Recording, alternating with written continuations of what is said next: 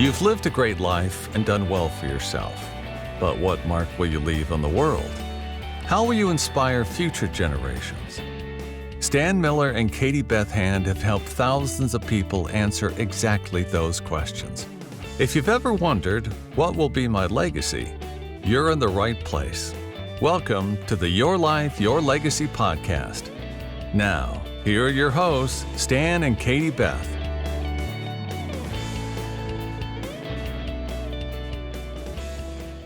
Welcome back to the Your Life, Your Legacy podcast with your hosts, Stan Miller and Katie Beth Hand. Our guests today are Gary Harris and Lauren Harris, and they're here to talk to us about all sorts of different things they do in their own family to foster a sense of generosity. So Gary and Lauren, thank you so much for joining us. We are so excited to have you on the show today. Thank you for having us.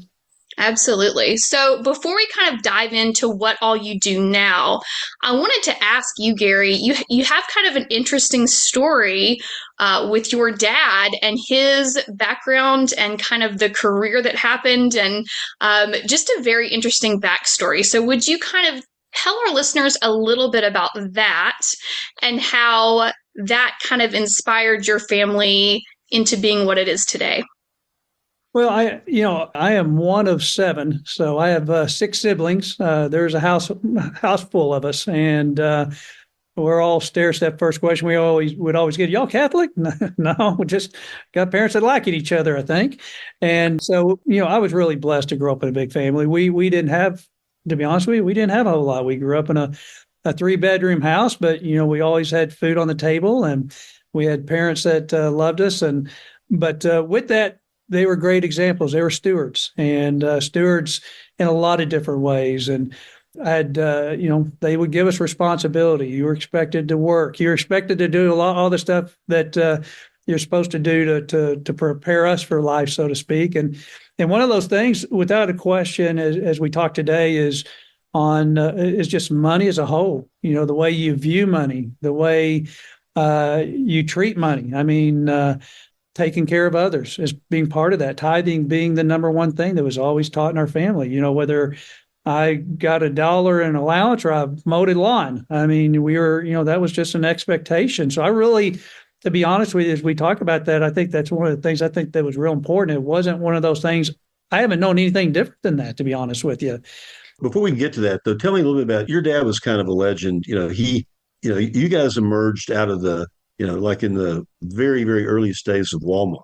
And there was an influence there, I think, Well, back those days, Walmart, it was actually Ben Franklin when you start off. And he, as a kid, me and all the other siblings, we had lineup. We'd do Easter baskets to sell to the store. We'd actually put them together at our house, and then he would take them to the store to sell. So you're going back to the 60s and, the 5 and dime type of stores. And Sam met him when my dad worked for Woolworth. Woolworth at the time was the biggest, one of the biggest players in retail was Woolworth. And my dad was a store manager for him. So actually had a really good job with a lot of potential of upside. And you hear the story of Sam walking into a store and sitting down and talking to somebody, and that's literally what happened. He walked into a store. He thought the store looked great, sat down at his, back then when you had the soda shops at the front of the store, and started talking to him and called him later and said, hey, why don't you come work for me? And my dad's like, you crazy?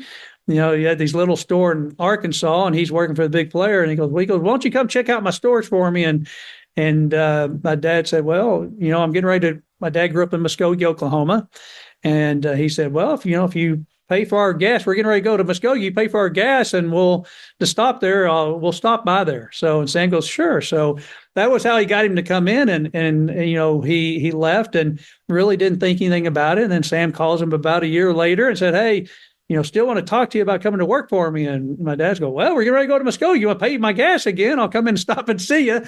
And so it really started in a very unusual way. It was Sam actually at my dad's store to interview somebody else. And it turned out that that's how they met. But one of the selling points that my dad had with Sam, well, the number one selling, first one, let me say this, Stan, my dad may be important, but my mom was more important because my dad will be the first one to tell you he could not do what he did if she didn't do what she did. They were partners. And he would always say, we were partners. So he said one of the biggest tells for him with Sam was that my oldest sister actually just ran up and jumped in his lap. And he said, you can fool people, but you can't fool kids of somebody being who they are. And that was kind of the selling. One of the things that helped him sell him that Sam was the real deal. And he started with him where one bad buy decision could have run the company. And most people, even my daughter sitting here, most of us can't really think of Walmart that way because all we see are these superstores and everything that's happened since then. But I think one of the biggest honors is when my dad passed away in February of last year, Walmart actually had a deal at their visitor center that they put for him. So he's an amazing guy, as was my mom. They were partners, though, but it all started with their foundations of doing things right, guys. It's treating people well, whether it was a buyer coming in or a manufacturer coming in trying to sell him, because he was the original buyer for Walmart. Him and Sam bought everything for the company back in those days. And so, again, bad decisions could have run the company. So truly, and I think relationship wise was all about, Sam knew my dad would tell him the truth. And, sometimes we need people around us that will tell us as it is and be honest with us. And that's probably a whole different podcast. Maybe so. So very interesting family background. Obviously, because Stan and I are here from Arkansas as well, we know a lot of history about Walmart that has grown to be the largest retailer, obviously. With that and your parents' background with kind of the startup of that, what were the lessons that they were kind of teaching you guys? Were they involved in generous giving growing up? Is that something that you guys saw? Is that something you learned from them? Is that something your brothers and sisters share as well? Yeah, I think that we have no excuse to be a giving family. We have no excuse for that because that was the foundation of who they were. And, that was even when we had very little. There was no question that their gifting was a priority to them. And my dad actually told me a story that goes back to when they were a young couple. My mom and dad were a young couple. And he actually brought up that they had a car breakdown and he had to make a choice between fixing the car and doing the tithe. And they picked the car.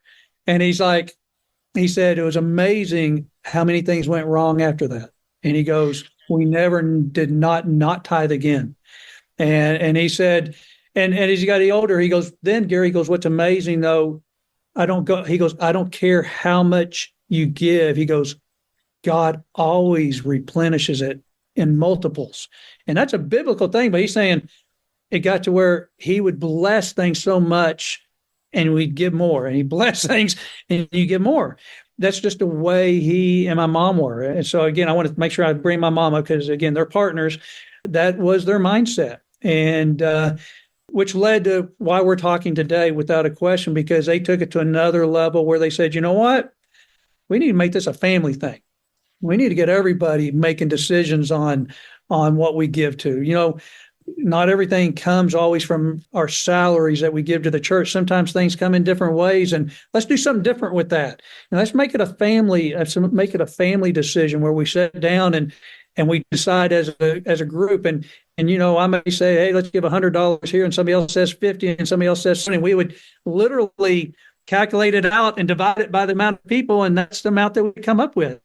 And it's amazing how when everything's said and done, when you got done, it all would add up to be exactly what you're giving away as a total. Just, again, that's how God works, and when you're doing the right things with the money. And, but so that is really a foundation that we then, as I have kids now that are grown adults, we've done the same thing. And, you know what? You make it part of who you are, you don't. And it's really easy to get off that, by the way, to not give to church 1 week turns into 2 weeks, it turns into 3 weeks. What about COVID? Hey, let's just take COVID time off. You don't go to church at all for a year and, oh, well, the tithing kind of, oh, well, I'll catch up next time, and that catch up thing just doesn't happen. And I think that's my parents are a perfect example. You never play catch up. And it goes back to that experience they had when the car broke down and they made a decision to wait. Don't play catch up is what I think my dad would say to you today. So with your family charity and your whole family being involved, are there certain specific types of things that you guys like to give to? It's just if we have something that we're passionate about or an organization that we come across, then we will then present it to, obviously, if we're considered a board, we have to present it to each other and then make the decision on whether or not we're going to give to that. So we have a few that are specific to things that we like to do, whether it's a sport organization or something like that. I think my mom is a big Joyce Meyer person. So, a lot of their things that they support are in line with things that we're passionate about. And so, it could be something like that. I personally have had some health issues. And when I came across an organization in Africa that helps women or girls that are going through just the changes that they go through just with your personal health, they supply them the needs that they need at that time. And so, sorry, I don't know why I'm getting so emotional today. Probably because we're talking about granddad. But if you're passionate about it and you want to give back to the community, it's really important. So anyway, sorry. And we try as a group. We've asked everybody to bring in organizations. We want to try to find new organizations that are trying to make a difference. Some of them are stables, Samaritan Purse. I mean, the toy boxes. I mean, that's just hard to beat, right? I mean, that's just an amazing mission that they do. We have a lot of locals. I actually do a homeless ministry and been doing it for almost over 9 years. And I want you to talk a little bit about that. I've heard the story, but I'd like to have you share that. Well, I was going to a church that we had been to the big church for a long time. My kids actually went to school there as well. And when they both graduated and we're empty nesters, I had a friend that called me that was a good friend, and he was a pastor of a new church. And he said, "Hey, come check this church out." So we go, and it's in a bar. Okay. It's literally held in a bar on Sunday because the bars are closed. The place that owned it rented it out to the church on Sunday, and they would cover up the liquor and have church there on Sunday. And in fact, out on the sidewalk, they'd hand out these little shot glasses that said, "Hey, take a shot on us."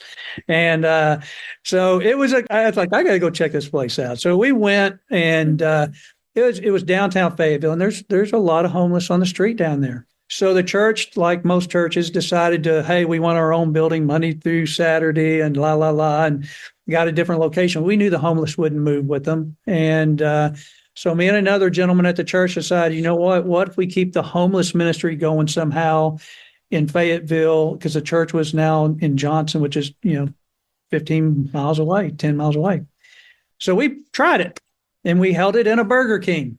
And Burger King allowed us to hold it, and we started off, 4, 5, 6 people.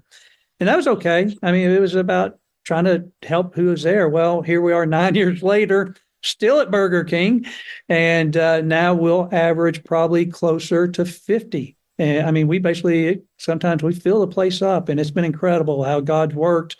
And it's, somebody said, "Well, how do you come up with messages every week?" And I said, "Well, it's like Billy Graham said, well, it's the same message. We just say it a different way." And we make sure that we give the message first, or you lose the attention very quickly, and then we feed them. And we just love on them, and we just try to let them know that people care for them. We know them by name now. They know we're not. A lot of churches will come and give, and they're gone, and they'll come back 6 months later and give them something, and they're gone. They know we're there every week and week in, week out, and we've grown relationships with a lot of them, and it's been amazing for me personally. I get more out of it than anybody. There's nothing, I look at homeless a totally different way than what I used to, without a question. And my heart's been softened a lot on that. It's easy to say they need to go get a job. There's a lot usually of underlying, a lot of health issues, a lot of behavioral challenges. But it's been a great ministry. And with that said, Seven Hills in Fayetteville does a tremendous job Monday through Saturday. So there's an organization, we say we want to support them. We know what they do. We know what it means to that group of people I see on Sunday. Salvation Army's right there next to them, doing the same thing. So there's some great organizations that, man, why wouldn't you want to help them?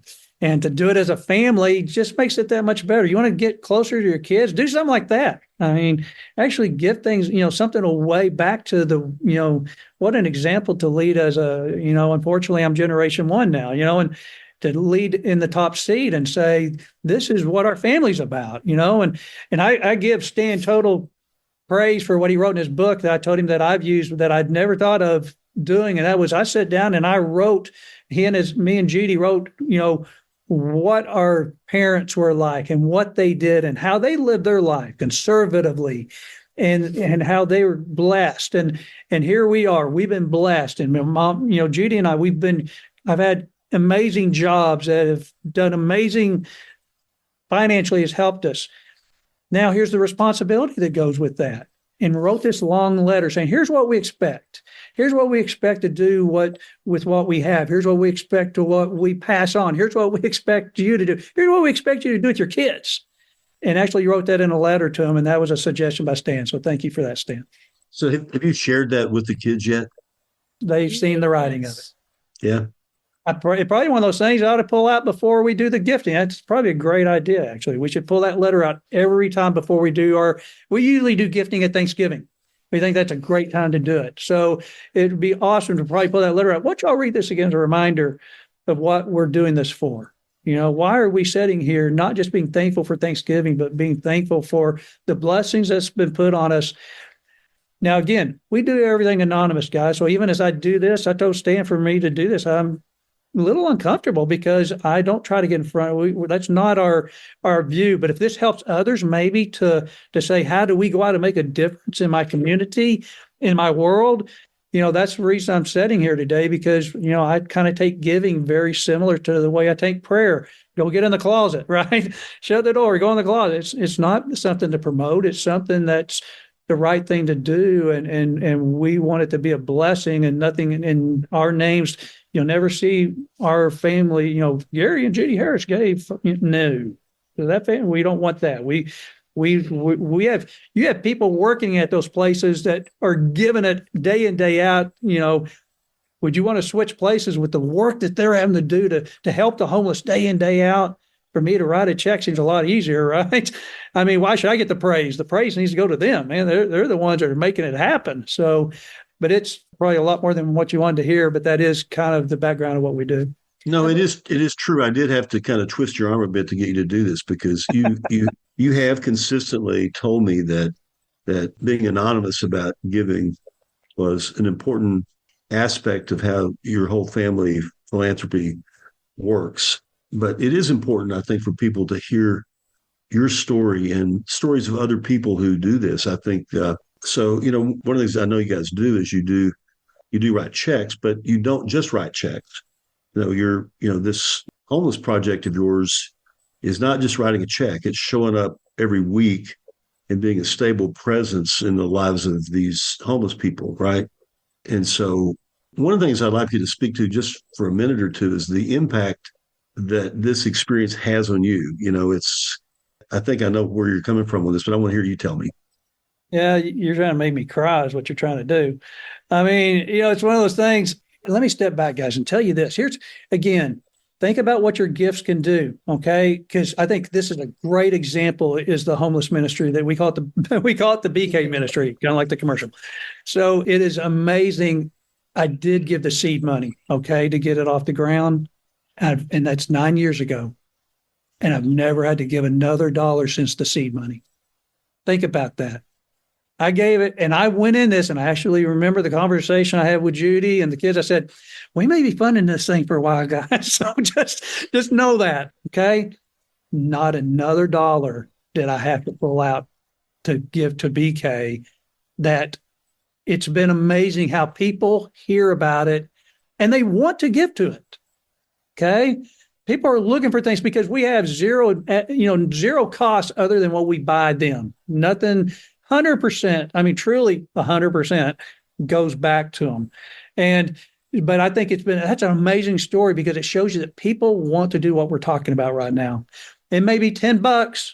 Who cares? Give the $10. I mean, it's about this, right? To me, it's all about the heart.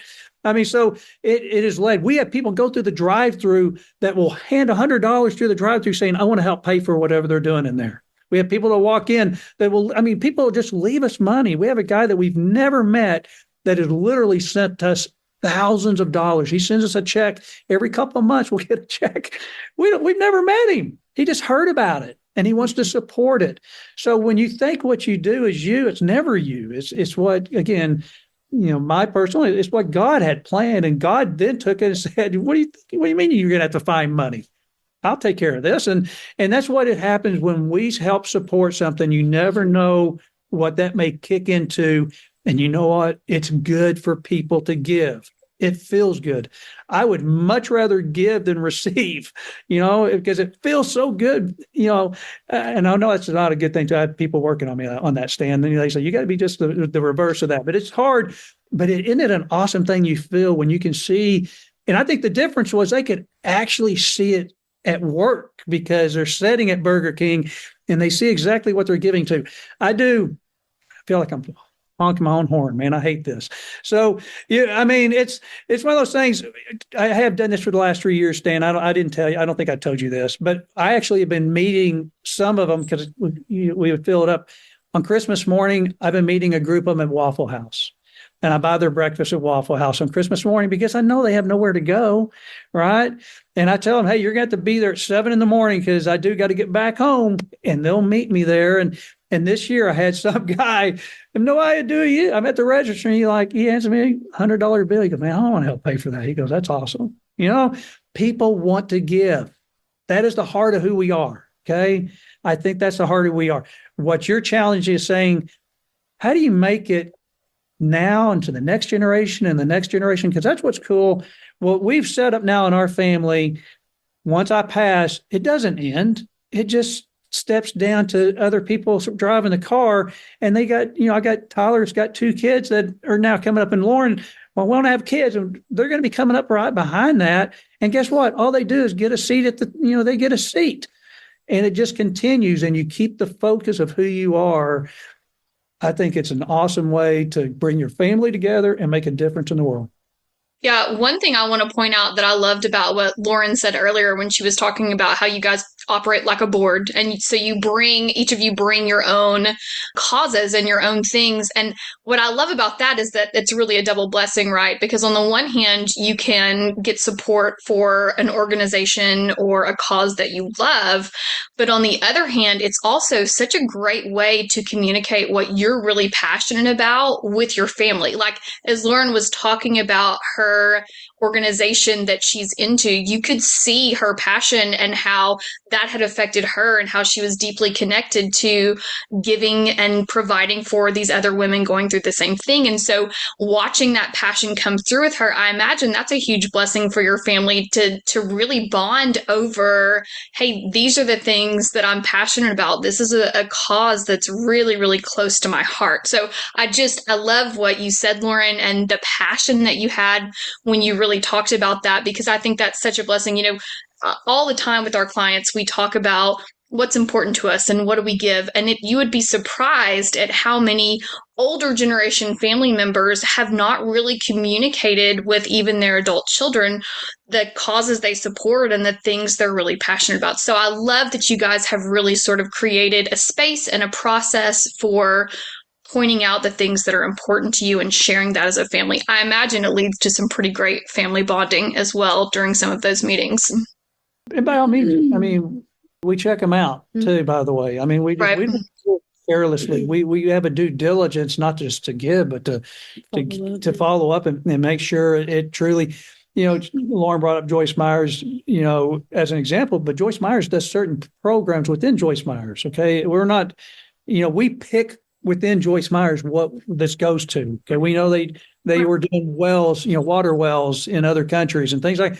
And we focused on certain pieces and said, that's what we want to support. That we love that. So you have the ability to, I think that's a great thing. Maribeth, I should say, I always say Maribeth. I know it's Katie Beth. I know too many Maribeths too. I guess, sorry about that, Katie. It's the Southern double name. We've all got Beth as a middle name. You're good, Gary. It is, but it's one of those, you actually get the ability to pick what you do. You get to pick what you do. And I think that's the nice thing. All these organizations are really good, in my opinion, of following your direction. If you say, I want it to go X, they'll do it. Yeah, and I love that you brought up that you guys do a lot of research. One thing that I think really keeps people, especially in younger generations now, and you've mentioned it several times, Gary, people want to help. People want to give. And it's easier for people to give when they show up to Burger King and they are watching the ministry happen. They're watching it happen. I think people, particularly in my generation and younger, tend to be much more skeptical givers, especially when it comes to things like homelessness and trusting that the charities and organizations we're giving to are going to use. We've all grown up with those horror stories of how money is mismanaged. So tell us a little bit about kind of what are the standards? What are the rules for giving and the background research you guys do on some of these charities and organizations that you give to? You want me to? That's what, Lauren, I would say some of the ones that we give to are more, they might not even be a full organization. It might be an individual or it might be a family that does something and we know them as a family. So we trust that whatever we're telling them, this needs to go towards. And like Dad said, a lot of them are local. So, we could just walk in the door and see, what does the operation look like? Is it being used the way that it should be? But some of those bigger organizations, you can look at their P&L statements and see, what is the person that's over that organ, what is their income? What is that number showing? Are they taking a lot of income and then they're everything else is really low? So there is that piece of it too, that if you're giving to a specific bigger organization, that I would pull their P&L statement. And also, if you have a specific thing that you want to give towards, sending those letters saying, here's what we're giving, and it specifically is to fund X, and whatever that might be. If it's a medical place, we're funding this medical device, we're paying for this.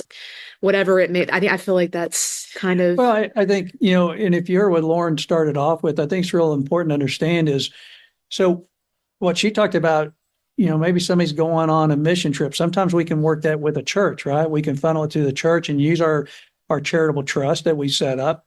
Sometimes there's things that aren't qualified. I got a lawyer on this call with us, right? So I got some legal stuff that would say, well, you can't use that money for that. So guess what? Get the checkbook out. Okay. If it's the right thing to do, you do it. And it doesn't always have to be because it qualifies for something we can do. We do it because we should do it. And so never let that be a restraint. We really never talked about how we originally set up ours. When you think about how we originally funded our charitable was, I had a job that was with Walmart. And as a store director, your bonuses, you got 2 big bonuses a year. And we decided, Judy and I, again, you're going back, the kids were infants, right? We weren't ready to give out large checks to an organization. And I knew about the family, obviously I've been working with our family one with my parents that they installed. And I was like, that's what we need to get that now up and going. And so we did. And so it gives you a way to say, I'm tithing. I may use that money for church, some of it. I may use some of it for other things. But guess what? I don't have to make that decision today, right? I can set it in that charitable, and maybe I don't use it all this year. And guess what? I invest it. It grows. I may, if I at $10,000 I put in 30 years ago, I may have used tenfold because it's built over years. I just reuse it. I can't think of a better way to do it than always just empty it, right? Let it become its own engine. So that was our mindset, was we put in, we would gift a certain percent of that was mandatory to gift, but sometimes we give up more. Sometimes we give out the exact amount. And over time, it's built to become its own engine to help us fund as well. It's always charity. It's never ours. We can't tap it. It's 100% going to always be gift at some point. If they say, we don't want to do this, if my kids decide at some point they don't want to do it anymore, they're going to give all that away. It's not like it's going to them. It's going to do works one way or the other. So just an FYI on us and how we initially kicked the thing off goes back to literally when I was 26 years old, to be honest with you. And that's longer than I wish it was not so long ago, but it is. And but you know what? That's kind of the where we started point when it made sense of what my parents were doing to say, we need to do that now for our own family, because we were actually at times, her and I would gift to that, the one with my mom and dad, we could gift money to that as a tithe, right? If we had special things that we thought were working out of it. So just an FYI on how it started with us. You don't need a lot. I think that first year when you had the 7 grown adults, me and my 6 siblings who were all professionals at that time, my mom and dad, I think we gave out, 10, 15 grand. It's not that much. Okay. It's not where it ended. Okay. That changed over the time, but that's where it started. Okay. And when Judy and I started at 26, where I was at my professional career then compared to where my professional career went are two different places. So that fund looks a whole lot different, right? That's what's cool. Start somewhere. Stan, I think you agree. It doesn't have to be a bunch, right? You can just start somewhere. I don't care if you and your family get together and give away $10, split it up 10 ways. Just that whole approach of saying, I'm doing something and I want my kids to know what that feels like. That's what it's all about. I love So I'm that. curious. If I could bottle that message and send it out, I would. I hope that's our tagline for this podcast is, for our listeners who are listening, start somewhere. Start with $10, start with $100, get your family involved, get your kids involved, let them make a pitch for things that are passionate to them. Just start somewhere. I love that, Gary. Go ahead, Stan. So, Yeah, go ahead. Say, I got a great one that I want to add on when I get done. well, go ahead. Go. I was going to tell you, you don't think you can afford to do it? Let me give you an example. Okay, I've got two. As you know, I do, the homeless ministry, right? And you want to talk about a slap in the face for me is at times we would take them we bought a van, which was probably not the greatest idea in the world, is hauling them in a van, but we did. And we haul them to the church that was 15 minutes away. And I would sit on the back row with them. Okay. And the tithing plates came around. And, the biblical story about the woman putting in, I see these guys digging it in their pocket and pulling every bit of change money they have and throw it in the tithing. Okay. And when I dropped them off, I looked at them and I said, I saw what you guys did. And they're like, what? Like I was getting ready to get onto them like they'd taken something. I said, no, I saw what you did. I said, I saw you take every penny you had. I said, what you need to understand is, you may not have given as much as I did, but you gave everything you had. You gave more than I could ever dream of. You did way more than I did. Way more. And they just, it just means we're going to have to go stand on the corner some more. But but they are the most giving people. If you don't think you can afford to give, maybe you're missing something. Because another example of that is I was driving one of them. We would give them food to take home with them for lunch. And we come to a stop sign and there's a homeless guy over on the side. And one of the girls goes, here, give him my food. I'll get more somewhere else. Okay. If you don't think you can do it, think again. It's all about the heart, guys. It's 100% about the heart and what the priority is. Again, if you think, well, since I can't give X amount, I can't do it. It's just do it. Start small, get the love and the benefit that comes from it, and it'll grow from there automatically because you'll love it. Yeah. So I'm curious, Tyler has children. They're still pretty young, right? But you guys have a game plan for how to get them into a charitable mindset. Have you started anything with them yet? We haven't. I think, they're both small. They're 2 and 4. The one, I'm just glad when he says G Dad, or the girl, when she says G Dad, that's exciting, just to hear that right now. You know what? I think it's all about maturity level. I think even if they're in the room and they see what's going on, that's always a good thing, FYI. They hear and see what you do, even though they may not be participating. Don't think they're not listening, right? They hear everything we say. And I think if you're asking me on an age, I think I waited until if you have kids start showing interest in helping, whether it's saying, hey, I want to give to, Angel Tree for Christmas or whatever it might be, there's your window right there to say, wow, you know what? You need to sit down with me and Dad and let's tell you what we're doing. Let's do that angel. Grab that angel. I'll tell you how we're going to do this. That you find the places where you can start installing the concepts. So if you see things like that, where you can start setting the foundation and you keep building off that foundation, then you'll know when that time is when they're like, okay, my kid gets it. They understand. They're asking to go on a mission trip in high school. Boom, you pull them in. I think each one of us, each kid's different. I think that's the thing. And as you get into it, but there's no reason not to be setting the foundation at every age. Again, I can have a grandson at 4 that says, hey, can we buy this deal so we can get a kid a gift? Yeah. And start talking to them. Build it up early. I'll add to that, just being the child of of him, but I'm trying to think back of when you guys would have introduced to us the concept of giving.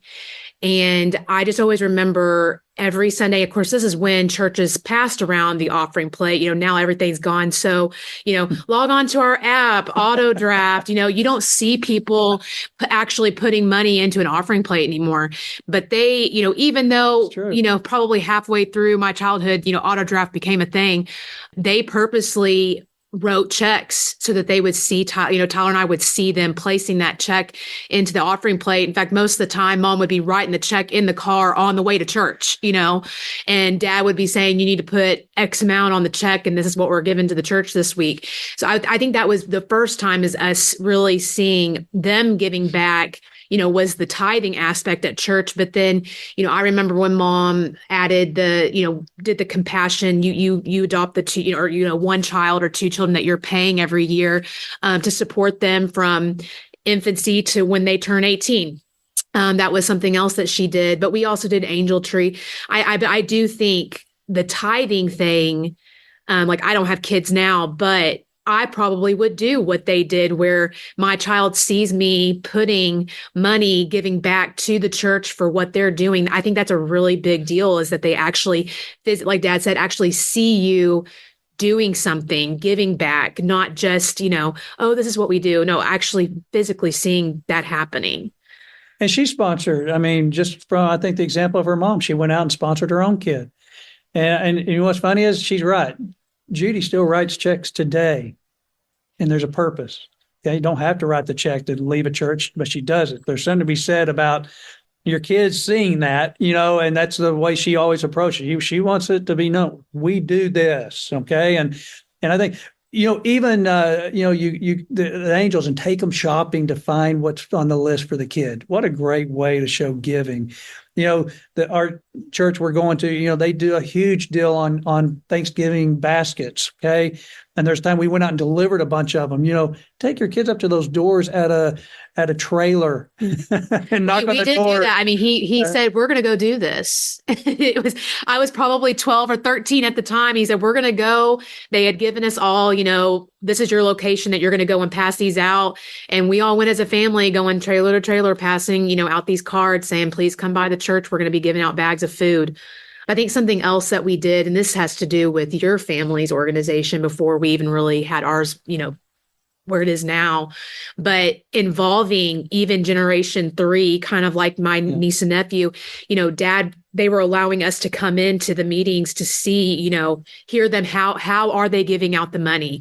What is the process of how they do that? And when they would do site visits, they were allowing us to go with them to see what a site visit looks like, if you're going to go check to make sure that the money that you're giving is actually going towards what it's supposed to be getting, and actually talking to the people at that organization so they can tell you about the organization. Because at that time, I wasn't familiar with what all they were giving to, but getting to go with them and actually speaking to those people, shaking their hands, seeing their facilities and what they're doing was another way of introducing us to the concept of giving back to the community. Yeah, I think, yeah, she's right. I think about, so Northwest Arkansas, Stan, has a brand new food bank.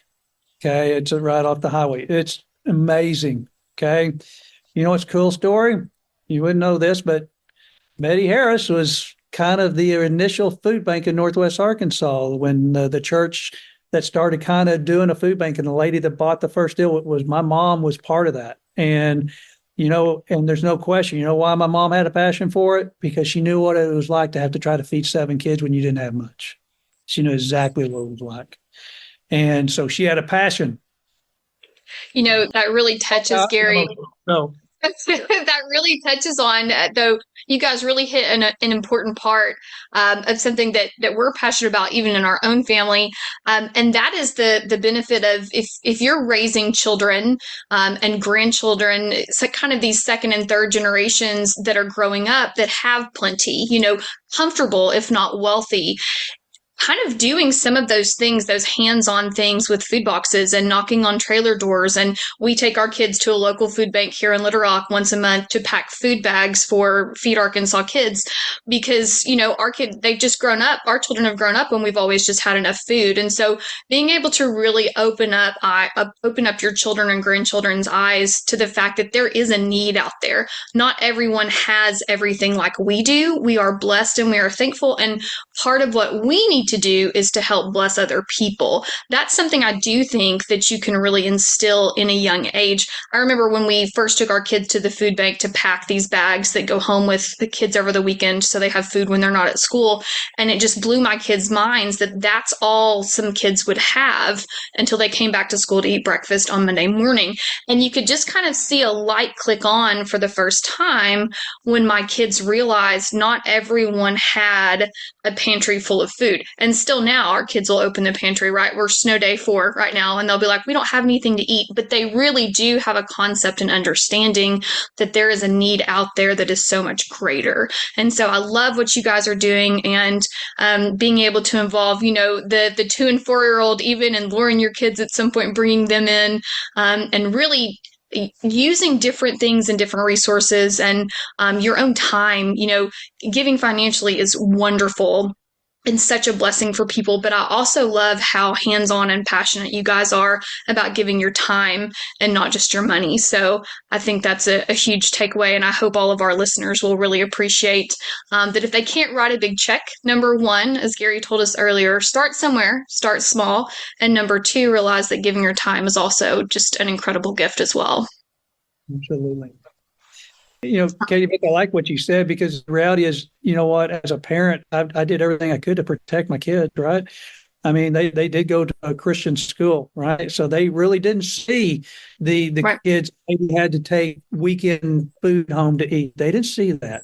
So somehow they need to know that exists, right?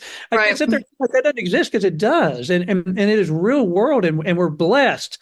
And I sit there and think, I remember when I was that kid and we didn't have much, right? I mean, I was glad to get the milk. I mean, having a milk in a carton at school was like, we were drinking powder milk. So, I mean, that was like, wow, your milk, you mean milk doesn't just, you don't have to shake it? I mean, you kidding me? I mean, that's what we grew. So for them to see it, you got to do, if you're in a position, man, please listen. If you're in a position that you have been blessed that way, you got to make sure your kids understand what it's like that not everybody's in that position.